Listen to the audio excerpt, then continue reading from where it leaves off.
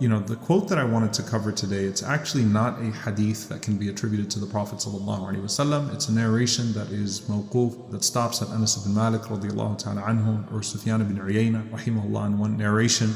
And it's found in Kitab al-Zuhd or Ibn Abi Dunya. It's a beautiful narration about a conversation between the angel of death and the Prophet Nuh alayhi salam. And one of the things about the conversations or some of these narrations is that they tend to be narrations to grant us lessons, to help us reflect. And so as long as they're not outright fabrications, inshallah ta'ala, it's good for us to benefit from them. And so this is a narration that you find in the tafsirs when you have debates about the life of Nuh alayhi salam, how long he lived. And we know that Nuh alayhi salam was the prophet who lived the longest life. His da'wah alone, the call of Noah, was 950 years. That doesn't include how many years he lived before he started his da'wah, and it does not include how many years he lived after the flood. And so you'll find some of the narrations, mentioning his lifespan, Ibn Abbas or Qatada, over 2,000 years, or around 2,000 years that he lived on this earth, alayhi salam. So you can imagine a person who lived for 2,000 years, a person, one human being who lived that entire lifespan on earth. And this was certainly one of the miracles of Allah upon Nuh alayhi salam. And so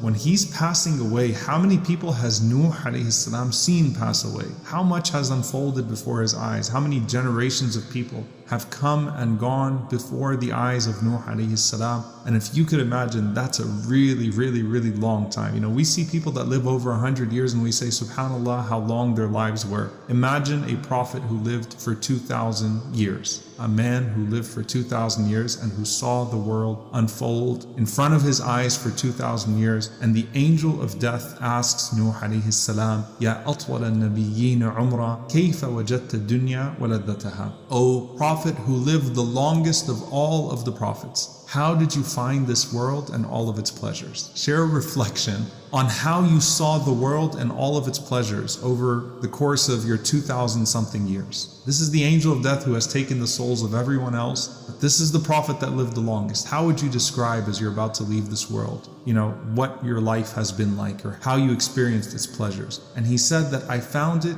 kabaytin laha baban. I found it to be like a home that has two doors. I entered into the home and I stood in the middle of it for a brief moment. So I entered into this house. It has two doors, a small house with two doors. I entered into this house from one door. I stood in the middle for a brief moment, and then I simply went out from the other door. SubhanAllah, it's a very profound way to reflect on life. That for 2,000 years, this is how I would summarize my life. It's like a small home. I entered into it from one door. I stood in the middle for a brief pause, and then I walked out of the other door. And if you think about that, like if that is Nuh alayhi salam, and how Allah subhanahu wa ta'ala says that the world would seem to us on the day of judgment, like one day or part of a day.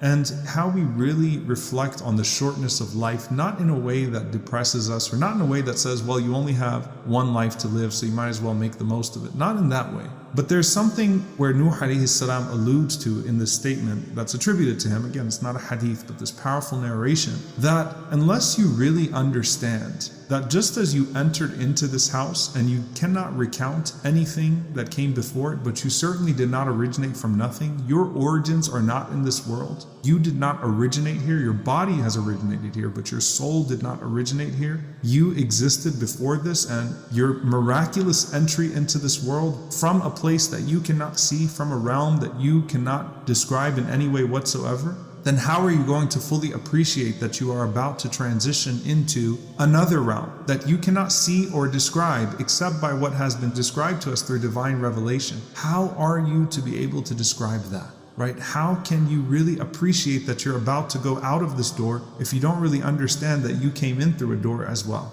And this is why when we talk about our birth, right, none of us can recount our birth. No one of us can remember being born. No one of us can remember the moments at the hospital. We know that we were miraculously brought into this world because now as adults we see other people take that miraculous journey, whether it's our own children or other people that originate from nothingness and become full human beings. So we see other people born into this world, and because we see other babies come into this world, we have a certainty of it, right? But other than that, we don't recount our own coming into this world. We don't remember what life was like in our mother's wombs, but we see other babies in their mother's wombs. We don't remember the moment of birth, but we see other babies born into this world. In the same way, death is such a maw'idah, it is such a reminder that it gives you certainty that you are burying people constantly. You're putting people in the grave, and you know for certainty that you too will one day take this journey. You too will one day take this journey. It is a certainty.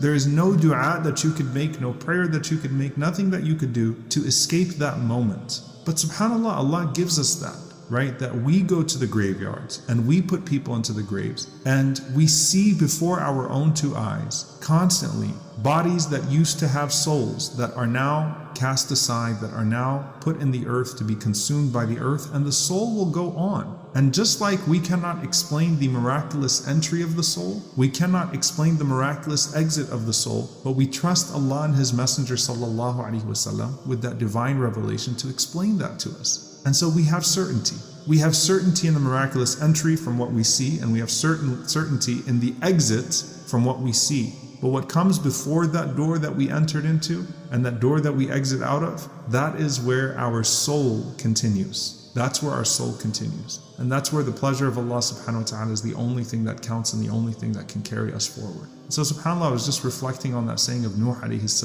because it was just so quick, right? You bury one person, move on to the next, bury the other person. And it's just like a hospital where babies are being brought in and then they're being put in the ward. If you've ever seen where all the babies are, and people look at their babies and you point them out. And subhanAllah, just like that, people are burying and burying and burying. And just like they came in, they go out. And if NUH A.S., having seen the equivalent of 2,000 years, says life was like a small house entering into one door and exiting out of the other door, and it was just a brief pause in the middle of that house. What does that mean for us? And how much do we reflect on how we make the most of our true existence and our true purpose that is not confined to this house and not confined to this body that carries the soul? So may Allah subhanahu wa ta'ala have mercy on us all, on our loved ones. May Allah subhanahu wa ta'ala forgive us all for our shortcomings. May Allah subhanahu wa ta'ala allow that which awaits us in the hereafter to be better than that which is in this life. May Allah subhanahu wa ta'ala allow us to enter into paradise without any form of questioning, without any form of punishment, without any hardship. May He allow our eternity to be a pleasing eternity, a beautiful eternity, and may He allow it to culminate in the presence of the prophets and the righteous and the martyrs in the highest level of Jannat al-Firdaus around our beloved sallallahu alaihi wasallam.